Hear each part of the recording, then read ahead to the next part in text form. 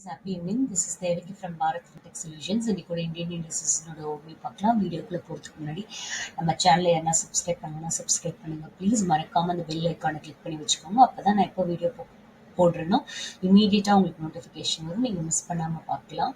Moving on the slide, இன்னைக்கு நம்மளுடைய benchmark equity indexes வந்து கம்மியான அளவில் தான் இறங்கியிருக்காங்க அப்படின்னு சொல்லியிருக்காங்க. மிக்ஸ்டு குளோபல் கியூஸ்க்கு இடையில மார்க்கெட்டை ட்ராக் பண்ணதில் இறக்குனதுக்கு காரணம்லாம் யாருன்னு பார்த்தா ICICI bank, Kotak bank and IT ஸ்டாக்ஸ்ன்னு சொல்லியிருக்காங்க.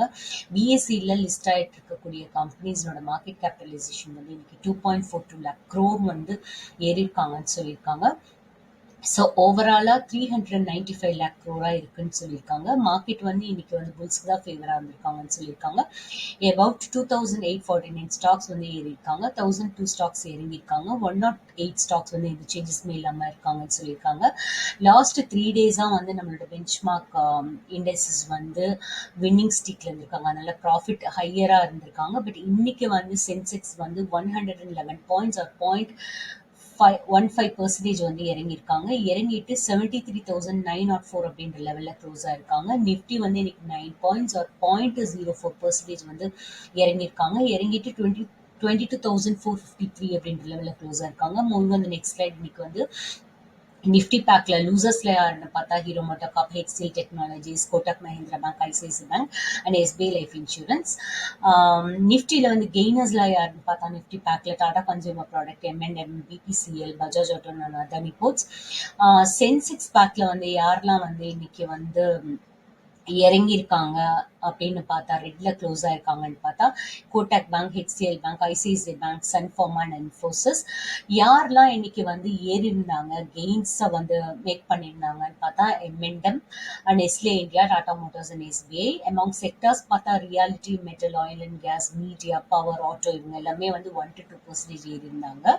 வைல் இன்ஃபர்மேஷன் டெக்னாலஜி, டெலிகாம் இண்டஸ்ட்ரீஸ்லாம் இன்னைக்கு வந்து 0.5% ஈச் வந்து இறங்கியிருந்தாங்க. BSE mid cap and small cap indexes வந்து ஈச் வந்து 1% ஏறி இருந்தாங்க. Moving on the next slide, இன்னைக்கு வந்து நிஃப்டி ரியாலிட்டி இண்டெக்ஸ் வந்து 2% வந்து ஏறி இருந்தாங்க. ஏறினது மட்டும் இல்லாம அவங்களோட ஆல் டைம் ஹையும் அவங்க டச் பண்ணியிருந்தாங்க. என்ன லெவல்னு பார்த்தா 959.1. இதை லீட் பண்ணதெல்லாம் யாருன்னு பார்த்தா இந்த gains of Prestige Estates, Godrej Properties, Oberoi Realty and Phoenix Mills. என்ன ரீசன் சொல்லியிருக்காங்கன்னா மார்கன் ஸ்டான்லி வந்து இந்த கம்பெனிஸோட டார்கெட் ப்ரைஸை வந்து இன்க்ரீஸ் பண்ணதான் காரணம்னு சொல்லியிருக்காங்க. நெக்ஸ்ட் வந்து டெலிகாம் ஸ்டாக்ஸ் வந்து இன்னைக்கு வந்து ஃபிளாட், அதாவது ப்ராஃபிட் இல்லாமல் லாஸ் இல்லாமல் தான் இருந்திருக்கு அப்படின்னு சொல்லியிருக்காங்க. என்ன ரீசன் பார்த்தா மியூட்டட் சப்ஸ்கிரைபர் ட்ரெண்ட்ஸ் இருந்ததுனாலன்னு சொல்லியிருக்காங்க. Bharti Airtel, Reliance Industries, Vodafone shares இவங்க எல்லாமே வந்து மார்னிங் ட்ரேட்ல லிட்டலா வந்து சேஞ்சஸ் இருந்தது அப்படின்னு சொல்லியிருக்காங்க.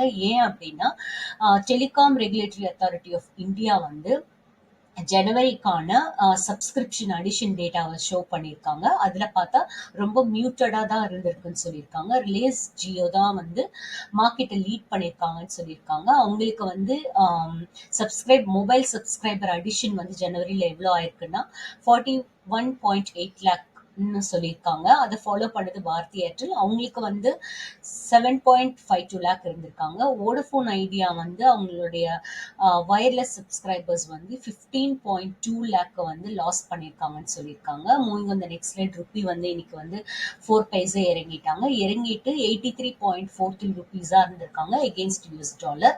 நெக்ஸ்ட் வந்து டே ஃபோக்கஸ் ஸ்டாக் நியூஸ் பார்த்தோன்னா கேம்ஸ் வந்து இன்னைக்கு 5% வந்து ரேலியா இருக்காங்க மிட் ஆஃப்டர்நூன்ல.